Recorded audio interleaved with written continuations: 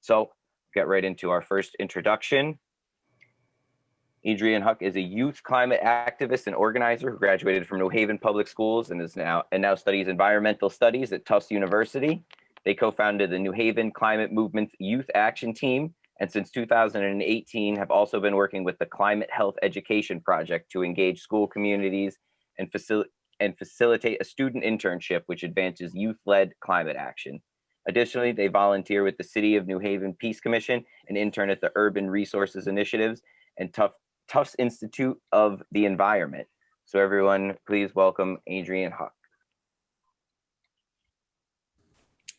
Hello, everyone, and thank you so much, Justin, for the introduction. I do have a slideshow, so I'm just going to go ahead and share my screen. So yeah, good afternoon, everyone. Thank you again so much to the Green Party of Connecticut for having me today. First, I'm going to talk a little bit more about the organizations I'm involved in, and then I'm going to dive into environmental and climate justice and my recommendations for how we can best achieve climate justice. So hello, I'm from Derby, Connecticut, and I'm a rising sophomore at Tufts. One of my main commitments is organizing around climate as the co-founder of the New Haven Climate Movement Youth Action Team since 2019. The New Haven Climate Movement is a grassroots organization of New Haven area residents, and our youth team consists of mainly high school and college students. And together we push for action on climate change from mainly the city of New Haven, local government, and we also mobilize community members and local organizations to learn more about and act on the climate emergency. And we fight for government policies and investments to restore a safe climate. I'm also one of the coordinators for the Climate Health Education Project, which is called CHEP. So CHEP is firstly a resource for educators. Our website has lessons and activities to help teachers implement climate education in their classrooms. And with our climate education internship, we've been hosting that for New Haven area high school students since 2018. And I'm really happy to be one of the facilitators. And lastly, I'm also representing the City of New Haven Peace Commission. We promote peace and we raise awareness and fight for a reduction in our federal military budget. For the current campaigns that New Haven Climate Movement is working on, we have a Connecticut Green New Deal Committee, which is working on mobilizing our state senators to back a statewide Green New Deal. Our Electric Future Committee is pushing the City of New Haven to electrify everything to reduce greenhouse gas emissions. Our Climate Education Committee is pushing for interdisciplinary climate education in New Haven public schools with a proposal we created called Climate Justice Schools. And our campaign for a Climate Justice and Green Jobs Fund is pushing the City of New Haven to create a $9 million fund for clean energy jobs creation, energy efficiency outreach programs, and transportation improvement. As for our successes, first was passing the Climate and Sustainability Framework in 2018, which outlines key strategies to address the climate emergency in New Haven. In 2019, we passed the New Haven Climate Emergency Resolution, which calls for zero community-wide emissions by 2030, a city task force to work on this, and equitable outcomes. In 2020, we got the City of New Haven to commit $550,000 in capital funding towards climate infrastructure projects, plus $50,000 in their general budget towards climate solutions, which creates a total of $610,000. And a few weeks ago, we had another success. The City of New Haven Board of Alders passed our electrification resolution, calling for the city to become 100% electric by 2030. So now let's jump into climate justice versus environmental justice. So environmental justice is the fair treatment of and meaningful involvement of all people with respect to the development, implementation, and enforcement of environmental laws, regulations, and policies. And this goal is achieved when everyone enjoys the same degree of protection from environmental and health hazards, and they have equal access to that decision-making process to participate and to create a healthy environment. It seeks to address environmental racism, which enables polluting sites, for example, to be located in low-income communities and or communities of color. Environmental racism has been really evident in the process of selecting and building environmentally hazardous sites, such as waste disposal, manufacturing, and energy production facilities. Also, the location of transportation infrastructure, such as highways and airports, have also been viewed as a source of environmental injustices. Race, even more than class, is the #1 indicator for the placement of toxic facilities in this country. Systemic racism and neglect have left communities of color and low-income communities to endure environmental injustices for decades, from exposure to toxins from power plants to toxic ash from coal mining. I specialize more on the side of climate justice, which is a category within environmental injustice. Climate justice says that climate change disproportionately affects the most vulnerable regions and peoples of the planet, and also that these peoples are often excluded from participation in addressing this problem and creating climate solutions. People in poorer countries are at least 5 times more likely to be displaced by extreme weather events than people in rich developed countries. Indigenous people, Black and Brown people, low-income communities, women, children, and people in the global South are disproportionately impacted by the crisis, despite not creating the issue in the first place. And they go through multiple climate-related struggles, for example, displacement, crop failure, and drought. It is a true crisis that these communities are facing the hard hits from the climate crisis, which was not created by them, but by capitalism, greed, and exploitation. So climate justice, I see it as not only about the need to save our planet from impending doom, but also to stand up for marginalized communities who continue to suffer from the impacts of environmental crises or have already lost their lives. And next, since this discussion is about recognizing racial disparities, we cannot leave out Indigenous populations from our discussion. So there is a clear connection between our climate and the world's Indigenous peoples. Natives make up 5% of the global population, but protect 80% of the world's biodiversity. Indigenous peoples have created much of the world's agricultural biodiversity, including thousands of crop varieties, livestock breeds, and unique landscapes. Yet across the world, Indigenous cultures and practices are being worn down due to modernization, commercial development, and lack to secure rights and land and resources. As a result, many are struggling to save their cultures, knowledge, and identities. Indigenous peoples play a key role in maintaining sustainable environments, and that needs to be recognized because their traditional set of conservation measures make them the best people to conserve that land. Additionally, the majority of toxic abandoned uranium sites are on Indigenous soil, and the US government has continuously built pipelines that go through Native land. Due to poverty, Native Americans are one of the most affected populations when it comes to climate change. And if we are looking to the Amazon rainforest, Indigenous peoples, the Amazon rainforest is currently being burned down by corporations and governments to make profits. And the Indigenous peoples of the Amazon are losing their sacred homes. And in turn, the health of the forest also suffers.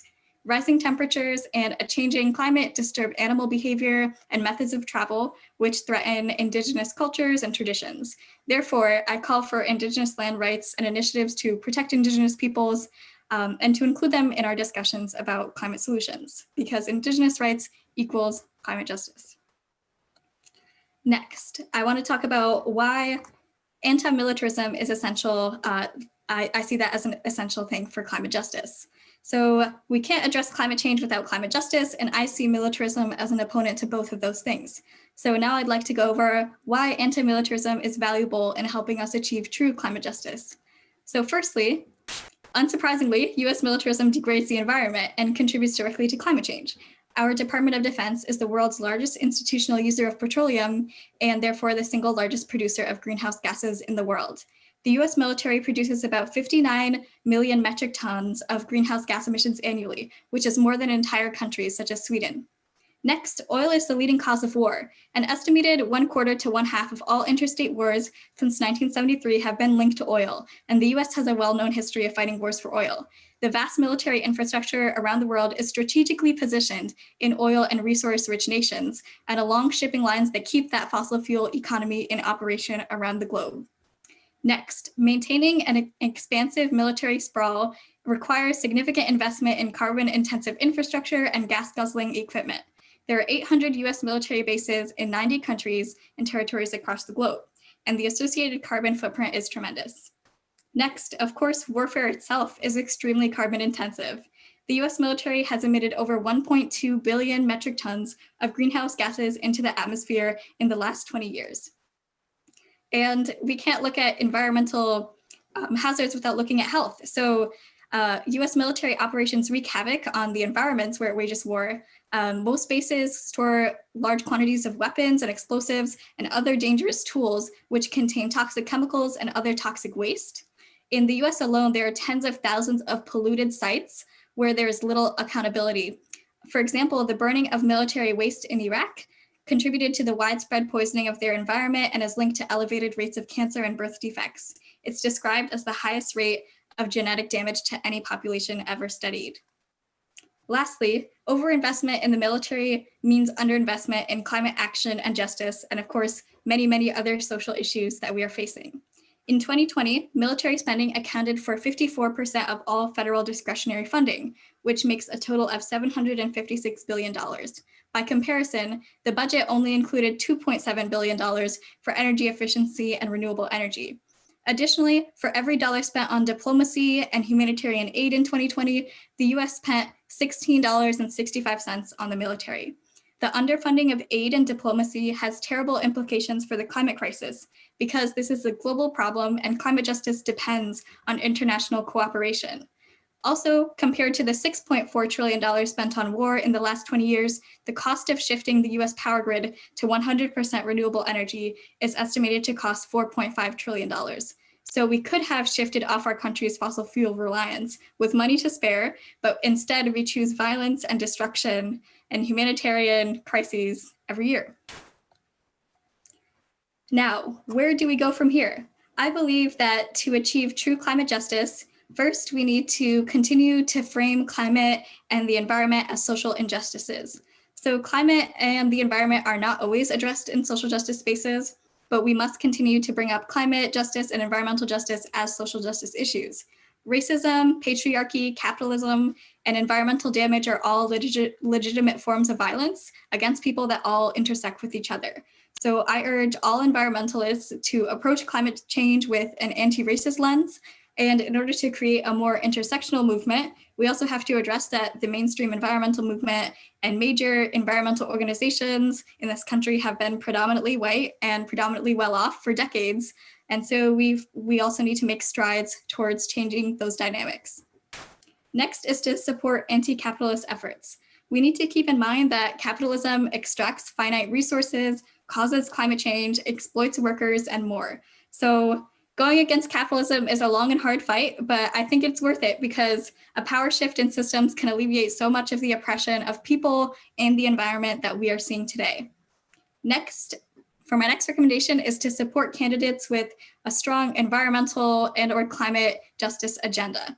So supporting local leaders who have climate action and climate justice in mind is very important. And even if there isn't a climate champion representing your district or your town, you can still push your current leadership to implement bold policies. And I think that New Haven Climate Movement shows a great example for that. Pressuring the mayor of New Haven and our board of alders has been very successful. And we have made a lot of really bold investments and pushed them to create those policies and really invest in a safe future. Next is to advocate for reallocating military spending.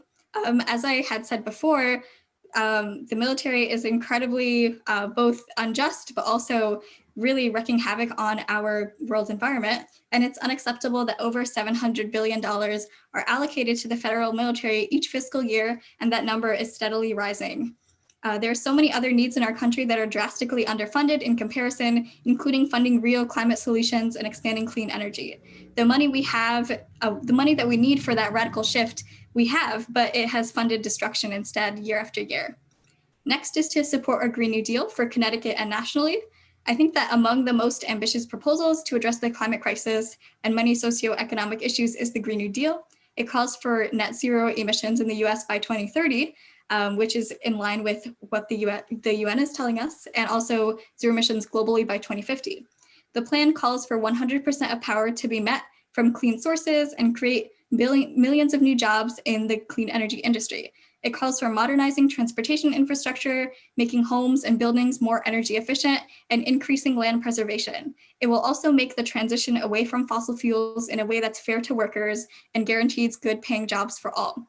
It goes beyond environmental policy with demands for universal health care, affordable housing, stronger labor rights, community ownership, and free college through $16.3 trillion over 10 years in public investments.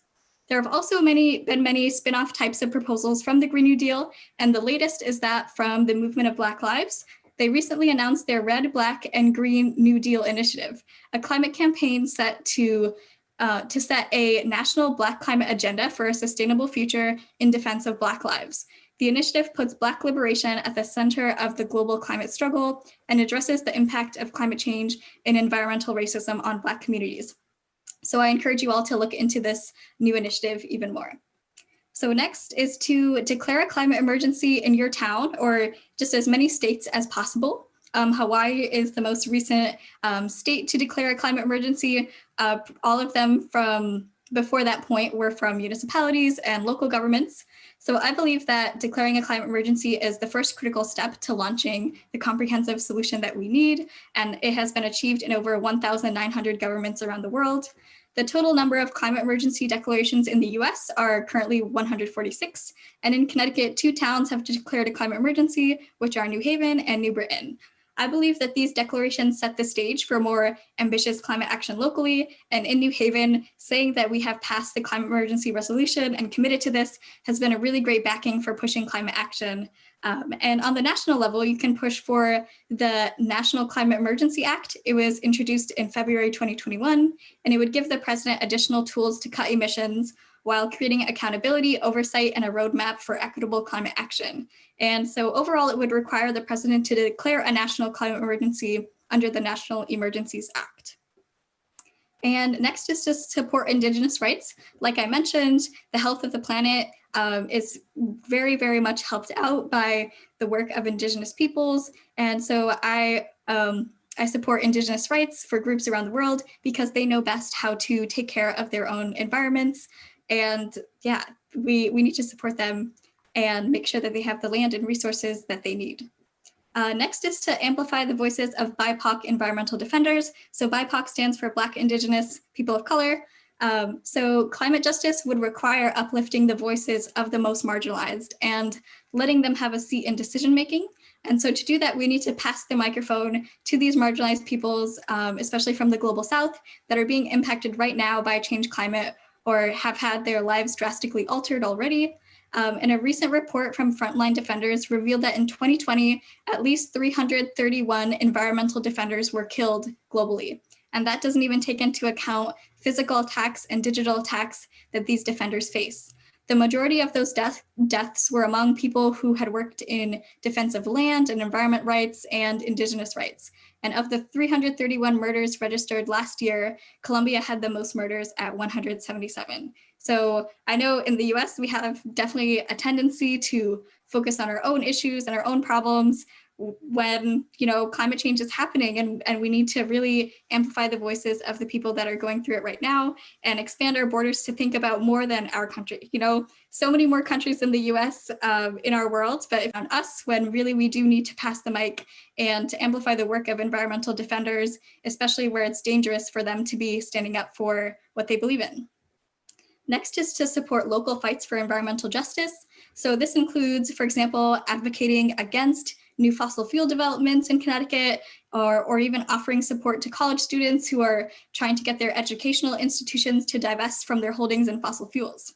So there are a number of major environmental injustice issues in Connecticut currently, from the Materials Innovation Recycling Authority incinerator in Hartford to the proposed fracked natural gas plant in Killingly called the Killingly Energy Center. So there's always places for you to step up and take action on environmental justice locally.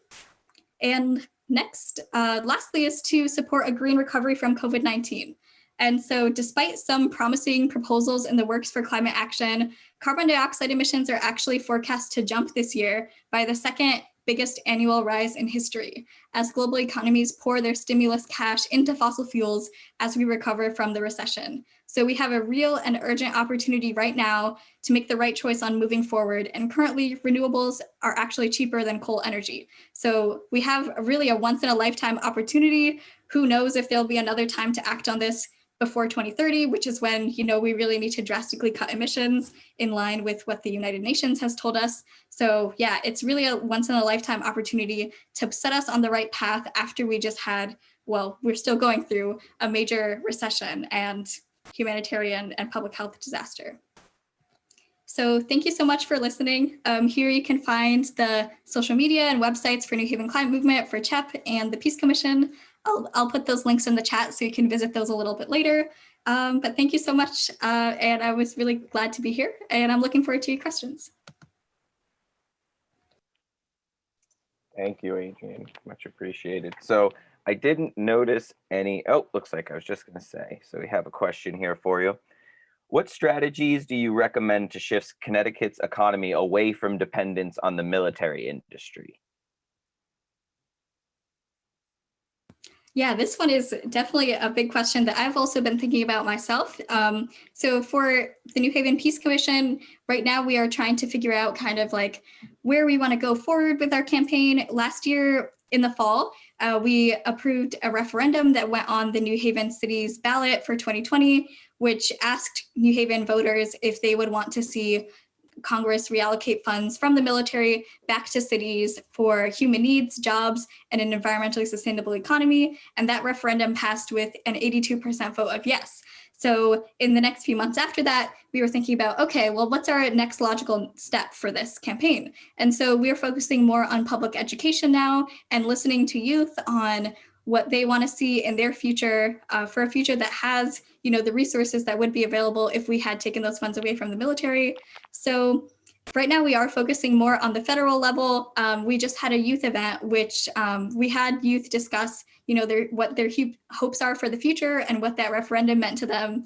And so we wrote down all of their hopes for the future, and we're going to send that to Congress. So we're really trying to gain footing as well. Also, like for a successful organizing strategy, it is easier to go locally than tackle, this is a really huge problem, federal, like how much can we do as, a small group in New Haven to really like challenge of something that's big, federal, has a lot of backing behind it money wise.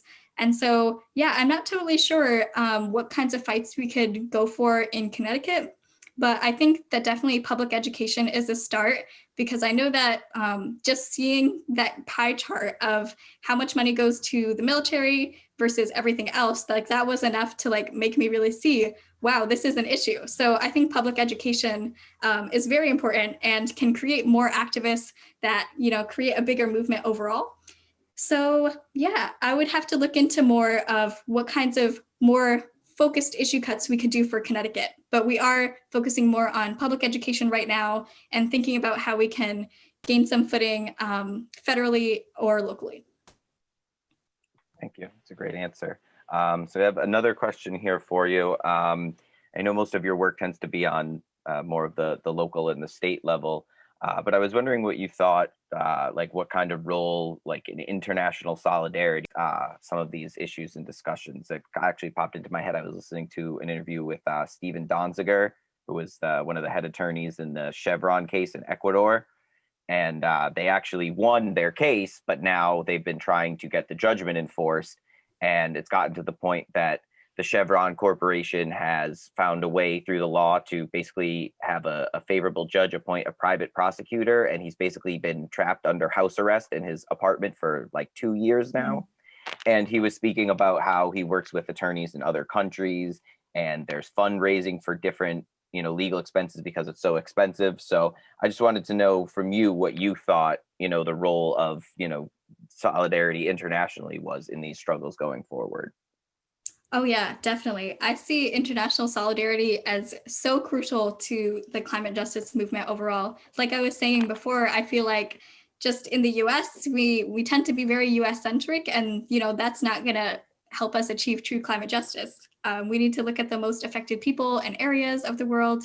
And so I think that especially international solidarity is important because, like I was mentioning, environmental defenders are being killed like monthly around the world. And so we really need to do our part in extending a helping hand and, saying, that the US has a real major responsibility to step up because we are, we have created so many emissions. People who founded this country have also created systems that have perpetuated the climate crisis. So I believe that the United States has a real need to extend humanitarian aid, extend diplomacy, and overall a helping hand to the people and nations that we have really hurt along the way. And yeah, I think there's been some really great international movements doing that so far. There is one called Extinction Rebellion, and they choose very creative civil disobedience methods. And yeah, I believe they originated in the United Kingdom, but they have chapters popping up all over the globe.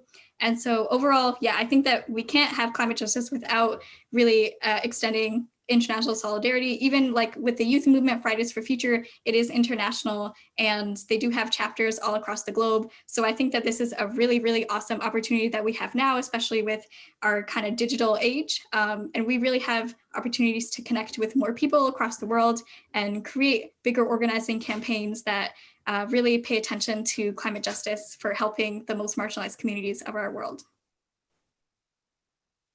Thank you. Excellent. Well, just going to give another moment to see.